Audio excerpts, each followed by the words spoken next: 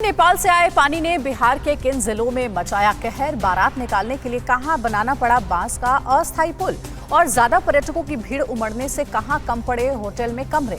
राज्यों की खबरों के लिए देखते हैं टॉप 9 राज्य विशेष। नेपाल से आ रहा पानी बिहार के कई जिलों में कहर बरपा रहा है। पानी के चलते मधुबनी की कमला नदी का जलस्तर बढ़ा हुआ है। जिले के कई गांव में बाढ़ जैसे हालात हैं। इसकी वजह से यहाँ के लोग दहशत में हैं। नदी किनारे रहने वाले लोग अपना घर बार छोड़कर किसी ऊंचे स्थानों पर जाने को मजबूर हैं। बिहार के मोतिहारी में बाढ़ ने दूसरी बार दस्तक दी है। नेपाल और रक्सौल के सीमावर्ती क्षेत्रों में कई दिनों से लगातार बारिश होने से गंडक, सिकरहना और सारसीवा नदियां उफान पर हैं। कई गांवों का संपर्क ब्लॉक से टूट गया है। सैकड़ों घर बाढ़ के पानी में ढह गए हैं। बाढ़ के पानी में भोजन के साथ कमाई के लिए कुछ युवक मछली पकड़ रहे हैं। बिहार के बगहा में बाढ़ के कहर ने सैकड़ों परिवारों से उनका सब कुछ छीन लिया। हालात ये है कि मंचनगवा गांव की एक बेटी बीमार हो गई। उसे अस्पताल ले जाने के लिए चारपाई का स्ट्रेचर बनाया गया और उसी के सहारे नदी पार कराई गई। लोगों का आरोप है कि इस त्रासदी में भी सरकार की ओर से कोई मदद नहीं मिली है।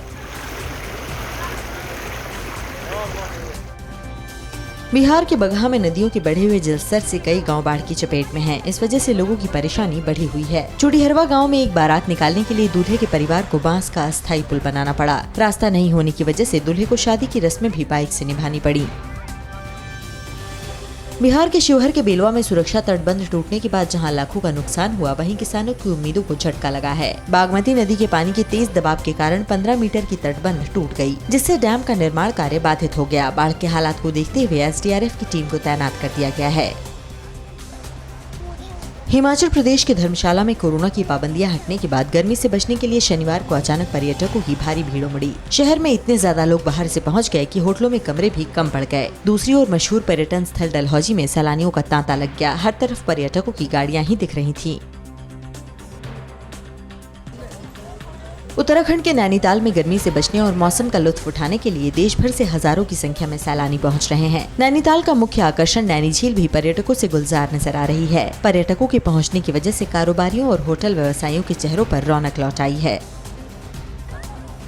जम्मू कश्मीर की दरंग घाटी में राज्य पुलिस के एएसआई शकील अहमद ने एक युवक की जान बचाई। 17 वर्षीय युवक तेज पानी की धार में डूबने ही वाला था कि पुलिस ने उसे समय रहते ही रेस्क्यू कर लिया। ज्यादा पानी वाली जगहों पर डूबने के खतरे को देखते हुए प्रशासन ने लोगों के जाने पर वहां पाबंदी लगा रखी है।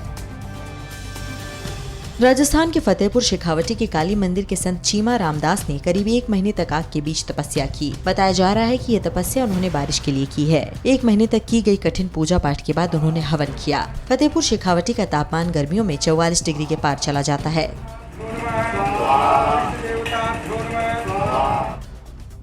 अड़ी सोमवार से शुक्रवार शाम 6 बजे सिर्फ TV9 भारतवर्ष पर।